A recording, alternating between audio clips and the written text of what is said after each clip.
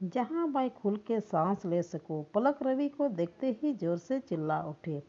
बात बस इतनी थी कि सुलभा जी ने रवि और पलक को पार्टी में जाता देखकर इतना भर कहा था कि वो रात 10 बजे तक घर वापस आ जाए।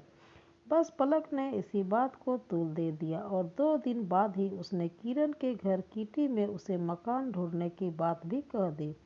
मुझे मम्मी जी की गुलामी में रहना पसंद नहीं है पलक, तुम्हारी तरह एक दिन मैं भी यही सोचकर अपनी सास से अलग हो गई थी। किटी खत्म होते ही किरण पलक से मुखातिब थी।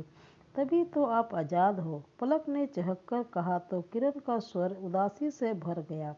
किरण पलक से 10 वर्ष बड़ी थी। किरण बोली, नहीं, बल्कि तभी से मैं गुलाम हो गई। जिसको मैं गुलामी समझ रही थी, वास्तव में आज़ादी तो वही थी।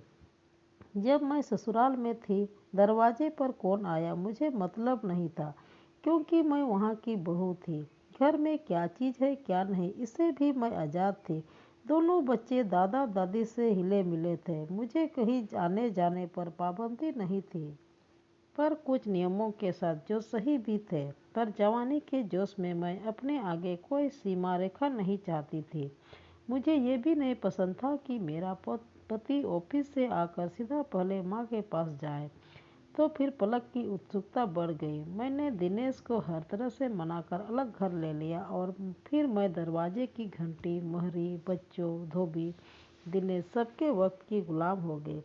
अपनी मर्जी से मेरे आने जाने पर भी रोक लग गई, क्योंकि कभी बच्चों का होमवर्क कराना है तो कभी उनकी तबीयत खराब है। हर जगह बच्चों को ले नहीं जा सकते, अकेले भी नहीं छोड़ सकते, तो मजबूरन पार्टियां भी छोड़नी पड़ती। जबकि ससुराल में रहने पर ये सब बंदिशें नहीं थे। ऊपर से मकान का किराया और फालतू के खर्चे अलग। फिर दिनेश भी अब उतने खुश नहीं रहते। किरण की आंखें नम हो उठी। फिर अब वापस क्यों नहीं चली गई? किस मुंह से वापस लौटती? इन्होंने एक बार मम्मी से कहा भी था, पर पापा ने ये कहकर साफ मना कर दिया कि एक बार हम लोगों ने बड़ी मुश्किल से अपने आप को संभाला है, अब दूसरा झटका खाने की हिम्मत नहीं है। बेहतर है अब तुम वहीं रहो। पलक, घर से बाहर कदम रखना बहुत आसान है, पर जब तक आप माँ बाप के आश्रय में रहते हैं, आपको बाहर के थपेड़ों का तनिक भी एहसास नहीं होता।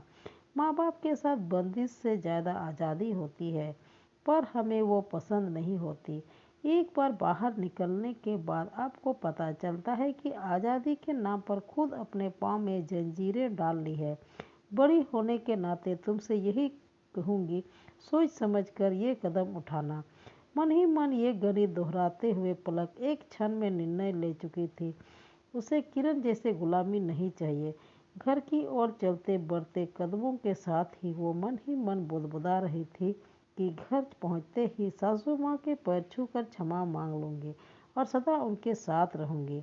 माँ बाप को साथ नहीं रखा जाता, माँ बाप के साथ रहना होता है।